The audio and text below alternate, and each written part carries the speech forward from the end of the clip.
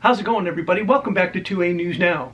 And as always, here at 2A News Now, you get your Second Amendment news straightforward and to the point with no BS added in. We've heard over the years about certain credit card companies stopping the transactions of people trying to buy firearms or firearms accessories. And in the past year or so, we've also had credit card companies wanting to attach merchant codes to gun retailers so they can track the sales of guns and ammunition.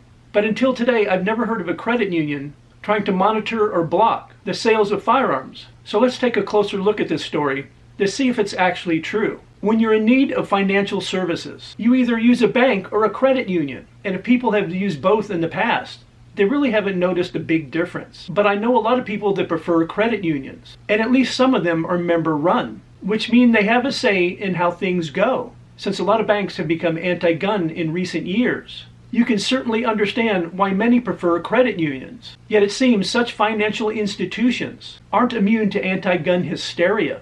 Of course, that wouldn't be surprising in a state like New York or California. But what about Georgia? Someone named Seth Weathers posted this on X, formerly known as Twitter. Scoop: Georgia United Credit Union updated their user agreement. They now monitor your account and block any purchase of guns or ammo. Yep, you can't buy a gun with your own bank account if you bank with Georgia United Credit Union. Everyone should cancel their accounts, but wait, there's more. As you can see under user agreement, number 7, highlighted monitor for block.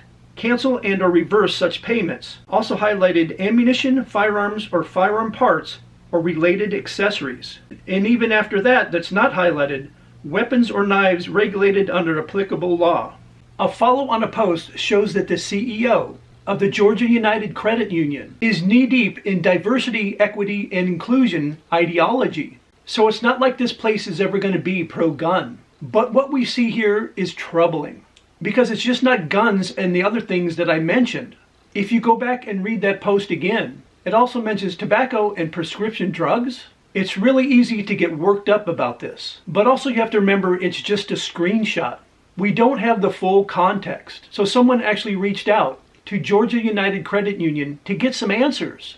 Are they really trying to tell people what they can and can't do with their money? The short answer, as per the Vice President of Marketing, Michelle Dobbins, is no. But that doesn't give the whole story either. According to Dobbins, the highlighted portion that was shared was under the section Online Banking User Agreement, as it pertains to person-to-person payments. She added Georgia United Credit Union offers its members a convenient person-to-person payment service, allowing for digital transactions using a phone number or email.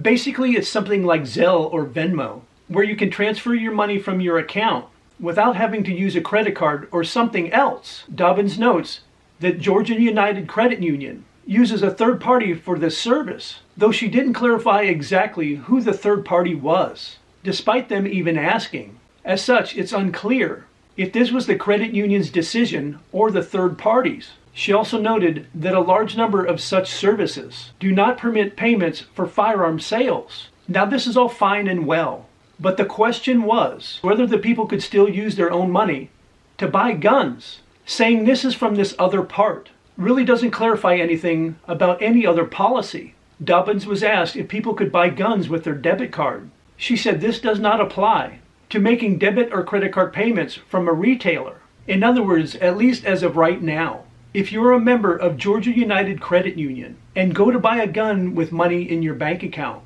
there is nothing that will stop you from doing so. At least from their end, that's good news. The bad news is that regardless of where the decision lies, either with Georgia United Credit Union or the third-party service, they still want to tell you what you can do with your own money.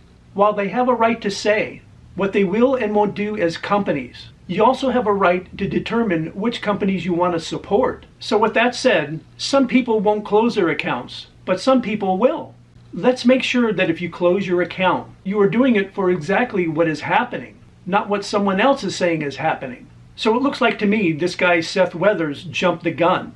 So with all the information that I gave you, and Ms. Dobbins not giving a clear answer to some of the questions, do you think this is the practice of Georgia United Credit Union, or is it actually the third-party service? Or is it both?